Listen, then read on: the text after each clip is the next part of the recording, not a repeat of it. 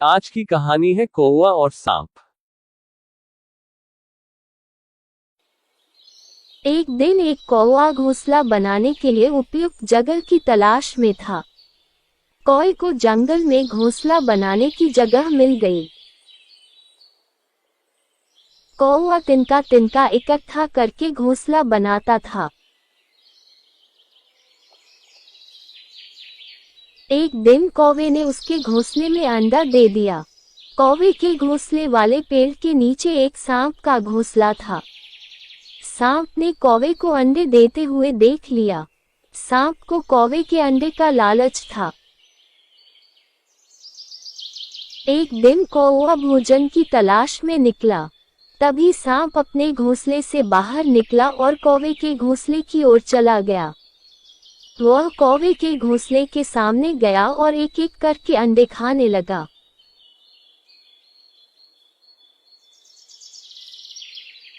फिर सांप अपने घर वापस चला गया।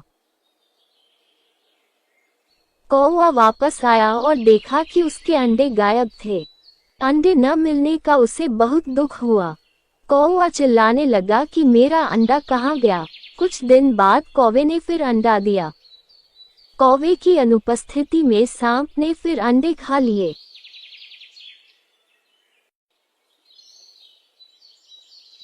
कौवा वापस आया और देखा कि उसका अंडा गायब है। कौवा बहुत चिंतित हुआ और उसने पूछा कि अंडे कहाँ जा रहे हैं। कुछ दिनों के बाद कौवे ने फिर से अंडे दिए, लेकिन इस बार वह भोजन की तलाश के बहाने पास के पेड़ में छिप गया। कौवे ने देखा कि एक सांप उसके अंडे खा रहा है। कौवे को बहुत गुस्सा आया और उसने सांप को मारना शुरू कर दिया, लेकिन कौवा असफल रहा।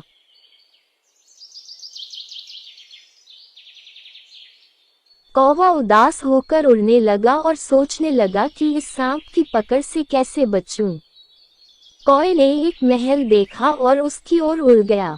वहां रानी अपनी सहेलियों के साथ स्नान कर रही थी। रानी के आभूषण बगल में थे। उस आभूषण को देखकर कौवे के मन में एक विचार आया। कौवा गहनों के पास गया और मोतियों का हार लेकर उड़ गया। रानी की सहेलियां कौवे को देखकर चिल्लाने लगी और बोली, सिपाहियों, कौवे को पकड़ो और जैसे भी हो गहने ले आओ। सिपाही कौवे के पीछे दौड़ते रहे। कौवे ने रत्नजड़ित चोंच उठाए और तेजी से उड़ने लगा, और सिपाही कौवे का पीछा करता रहा। सिपाही कौवे के पीछे भागने लगे। भागते समय वे हाँफने लगे। कौवे ने मोतियों का हार सांप के घोंसले में गिरा दिया और उड़ गया। सिपाहियों ने कौवे को मोती का हार एक गड्ढे में गिराते हुए देखा। वे उस स्थान पर गए और हार ढूंढने लगे। तभी उस बिल से सांप बाहर आ गया। सिपाहियों ने डंडे से सांप को मार डाला और हार लेकर चले गए।